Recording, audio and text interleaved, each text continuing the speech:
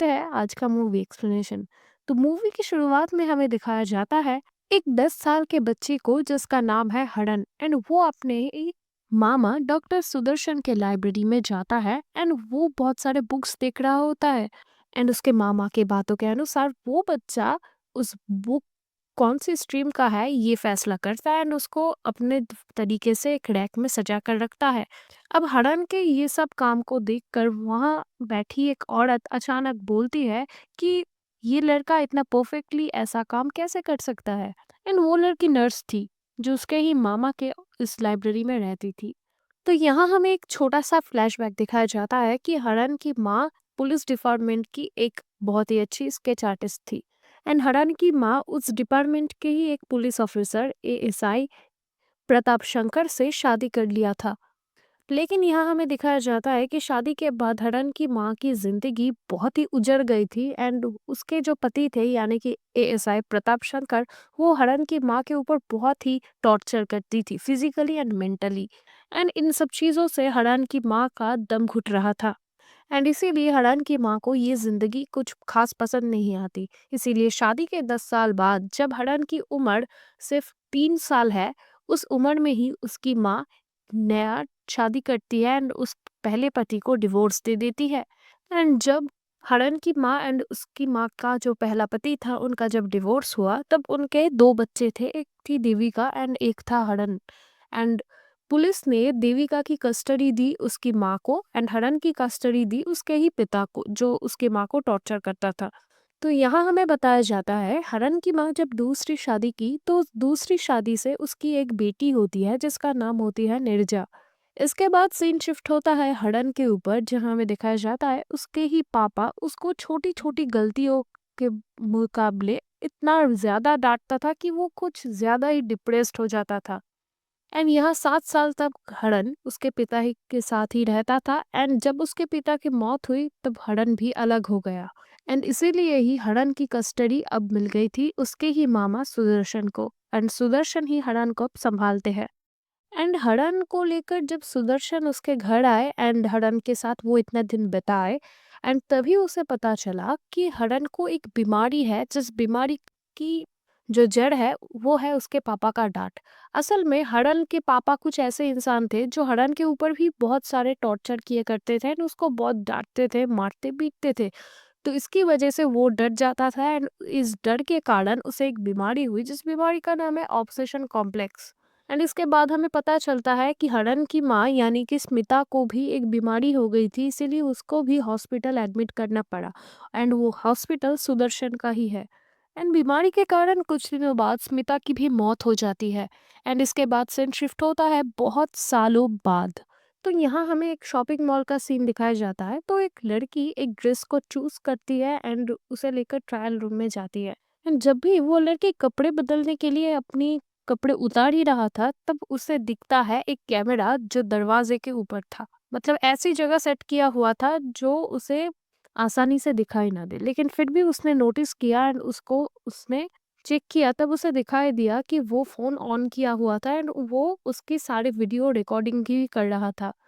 तो वो लड़की ये सब चीजें देखकर बहुत डर जाती है एंड इतने में भी एक लड़का उसके पास आता है एंड उस लड़की के हाथ से उस फोन को लेता है एंड मॉल के मैनेजर को बोलता है कि शॉप अभी बंद करो।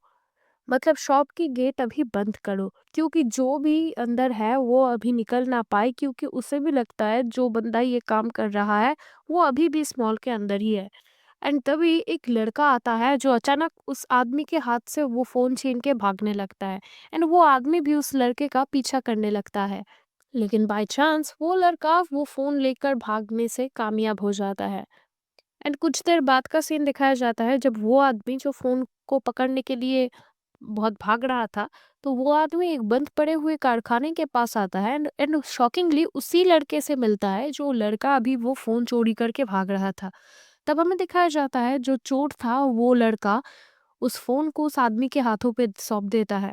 तब यहाँ हमें पता चलता है असली हरामी असली कातिल ये आदमी है जो ये गंदे गंदे काम करवा रहा था एंड उस लड़के को उसने पहले से ही फिट कर दिया था ताकि अगर कोई भी किसी तरह से वो पकड़े जाए तो वो लड़का फोन लेके भागने से कामयाब हो जाए। इस आदमी का नाम है अमर फ्लिक्स एंड ये ये आदमी ही ये सब गंदे काम करता था एंड इसके बदले उसे जो न्यूड वीडियोस मिलती थी, इस न्यूड वीडियोस को दिखाते हुए वो उस लड़की को ब्लैकमेल करता था जिस लड़की की वीडियो उसके फोन में है। एंड इससे वो एंड ऐसे बहुत नीच सारे कामों से ही एकदम अमर रिलेट करता सरवाइव था। करता था। लेकिन एक दिन ऐसा आता है जब अमर आता है उस कारखाने में, लेकिन उसे पता नहीं था कि आज मौत उसका ही इंतजार कर रहा था। अब इस सीन में हमें दिखाया जाता है कुछ ब्लर तरीके से कि अमर को कोई आदमी मारता पीटता है और उससे शरीर से बहुत खून भी निकल रहा है। इससे हमें साफ पता चलता है कि अमर को कोई आदमी टॉर्चर कर रहा है, लेकिन वो कौन है ये हमें नहीं पता चलता। एंड ऐसे ही अमर को टॉर्चर करते करते वो आदमी उसके शरीर के ऊपर केरोसिन डाल देता है और उस पर आग लगा देती है।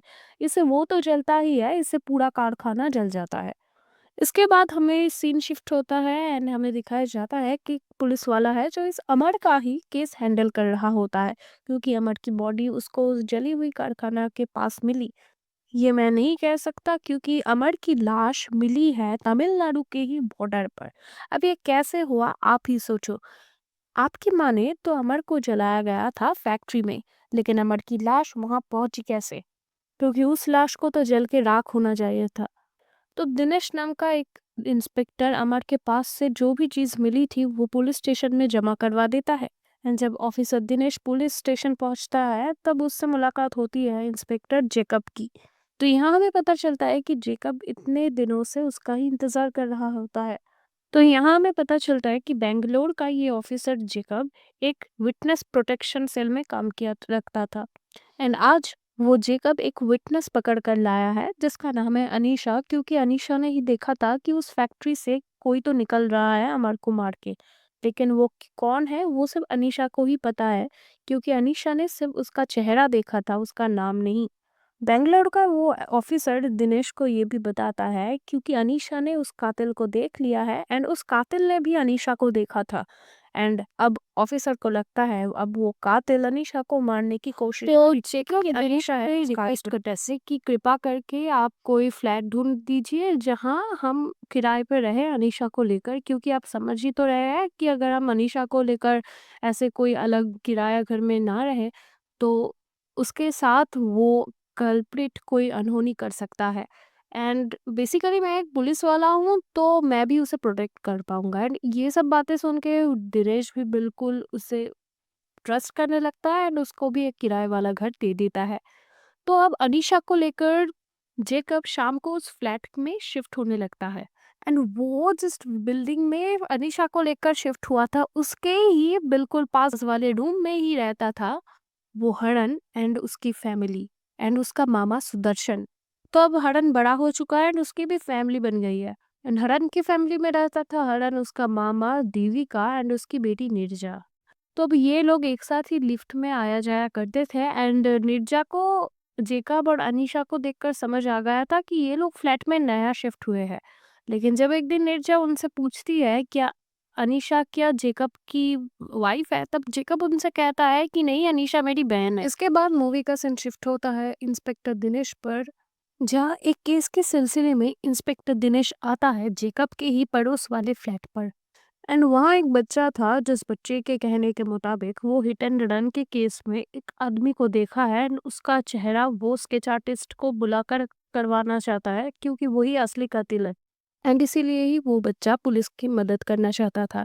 एंड पुलिस जब स्केच आर्टिस्ट बुलाते हैं तब वो बच्चा वो आदमी जो कातिल है उसका डिस्क्रिप्शन दे रहा था। लेकिन पुलिस वाले जो स्केच आर्टिस्ट बुलाते हैं वो स्केच आर्टिस्ट ठीक से उस बच्चे के वर्णन के अनुसार स्केच नहीं कर पाता एंड कोई और ही चेहरा बना रहा था। एंड वो हड़न का ही पिछले वाले फ्लैट पर था, इसीलिए वहाँ हड़न भी आता है। हड़न जब देखता है कि वो स्केच आर्टिस्ट किसी और का ही स्केच बना रहा है एंड वो स्केच उस बच्चे के वर्णन के अनुसार नहीं मिल रहा, एंड इसको देखकर हड़न गुस्सा होता है एंड उसके हाथों से पेंसिल एंड पेपर खींच लेता है एंड खुद ही उस बच्चे के वर्णन के अनुसार स्केच बना लगता है। एंड कुछ टाइम बाद हड़न एकदम परफेक्ट स्केच बना लेता है उस बच्चे के वर्णन के अनुसार। एंड ये सब देख के पुलिस वाले बिल्कुल चौंक जाते हैं क्योंकि हड़न एक आम आदमी होकर इतना अच्छा स्केच कैसे बना सकता है। इसके बाद सीन शिफ्ट होता है पुलिस स्टेशन पर, जहाँ जेकब दिनेश से कह रहा है कि मुझे नहीं लगता था कि आनंद इतना अच्छा स्केच बना सकता है, इनफैक्ट मुझे पता ही नहीं था। एंड इससे दिनेश कहता है कि हाँ, मैं हरण की फैमिली से को कई सालों से जानता हूँ एंड मुझे भी नहीं पता था कि वो इतना अच्छा स्केच बना सकता है। एंड इससे खुश होकर वो जेकब कहता है कि हम क्यों ना अमर वाले केस का वो पिक्चर हरण से ही बनवाए। एंड जेकब के अनुसार अनीशा ने उस कातिल को देखा जो अमर को मारा था, एंड वो उस कातिल का डिस्क्रिप्शन अगर जेकब के सामने ही हरण को बताए तो हरण वो स्केच खूब कुछ बारीकी से बना देगा। एंड इससे उनको कौन कातिल है ये पता भी चल जाएगा। एंड यही फॉर्म अपनाया जाता है। इसके अगले दिन जेकब मिलने जाता है हडन के पास उसके फ्लैट में एंड उसे सारी बात खुलकर बताता है कि कैसे तुम्हें वो स्केच बनाना है। एंड इससे हडन तो सब बात सुनता है लेकिन कोई भी रिप्लाई नहीं देता। लेकिन हडन कोई जवाब नहीं दे रहा था, इससे जेकब भी गुस्सा हो जाता है एंड उसे बताता है कि देखो, अगर तुम स्केच बनाना नहीं चाहते तो मैं तुम्हें फोर्स नहीं करूंगा, लेकिन यहाँ एक लड़की की प्रोटेक्शन का सवाल है एंड तुम हमारे लिए अगर स्केच बना रहे हो तो ये बात तुम किसी को नहीं बता सकते, क्योंकि यहाँ आई विटनेस का प्रोटेक्शन का सवाल है।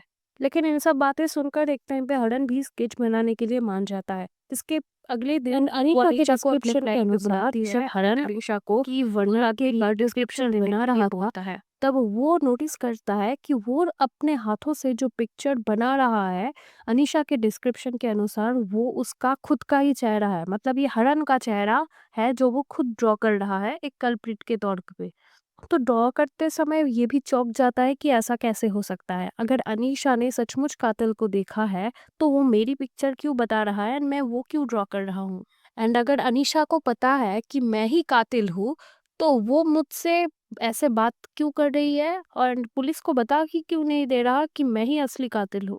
ये बहुत ही स्ट्रेंज बिहेवियर लगता है हडन को। एंड इसीलिए वो बीच में ही वो ड्राइंग छोड़ देता है एंड जेकब को वो आधा अधूरी ड्राइंग दिखाने लगता है एंड जेकब को वो सारी बातें बोल देता है एंड जेकब को ये भी बोल देता है कि ये किसी और की पिक्चर नहीं बल्कि ये हलन की ही पिक्चर है जो अनीशा उससे ड्रॉ करवा रही है।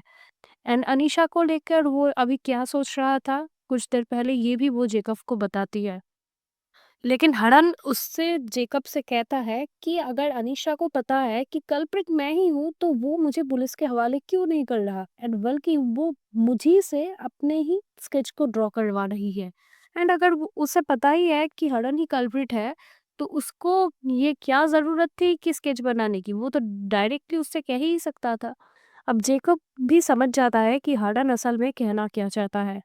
अब हडन जेकब से कहता है कि मुझे पता है कि तुम मुझे केस की डिटेल्स नहीं बता सकते, लेकिन अगर अनीशा के मुताबिक उसने एक हफ्ते पहले ही मुजरिम को देखा है तो वो मेरे चेहरे से आखिर मैच क्यों कैसे खा रही है। एंड अगर उसके मुताबिक वो एक हफ्ते पहले उस मुजरिम को देखा है तो उसे याद क्यों नहीं आ रहा कि वो किसे देखा था, बल्कि वो अगर एक हफ्ते पहले उसे देखा है तो उसे तो ध्यान से याद आना चाहिए।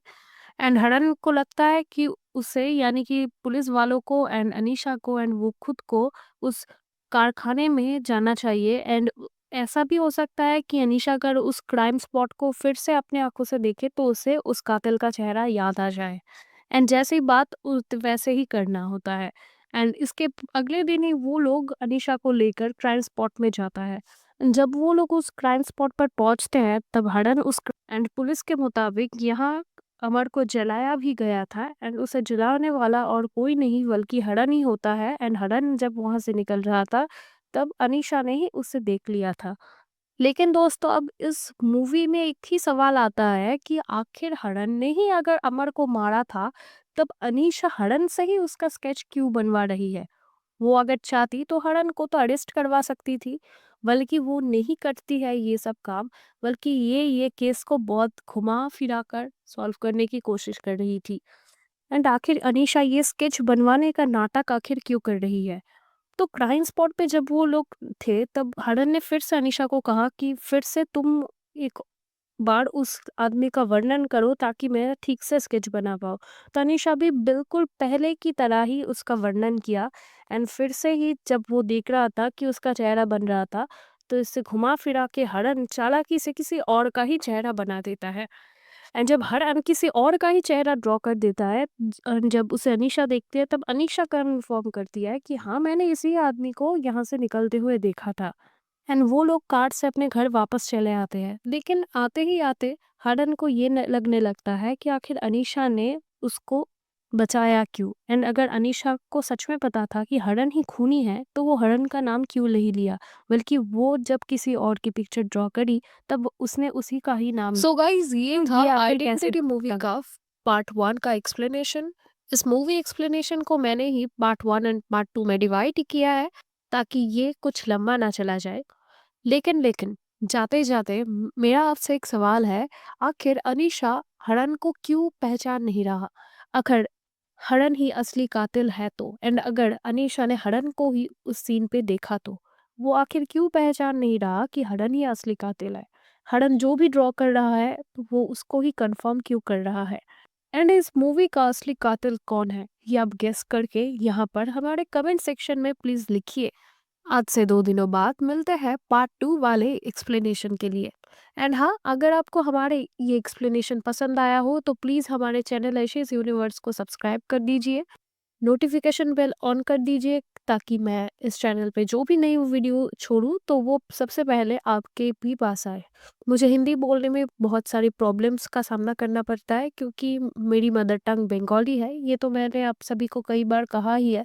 तो इस चीज़ को नज़रअंदाज करते हुए प्लीज़ हमारे वीडियो को एंजॉय कीजिए एंड हमारे चैनल को सब्सक्राइब कर दीजिए। लेकिन मैं हमेशा ट्राई करती हूँ हिंदी सही तरह से बोलने की, लेकिन किसी भी वर्ड्स को अटक-अटक कर बोलना मेरी हैबिट है। सो प्लीज़ इसे माफ़ कर दीजिए एंड प्लीज़ हमारे चैनल को सब्सक्राइब कर दीजिए। मिलते हैं इस वीडियो के पार्ट 2 में।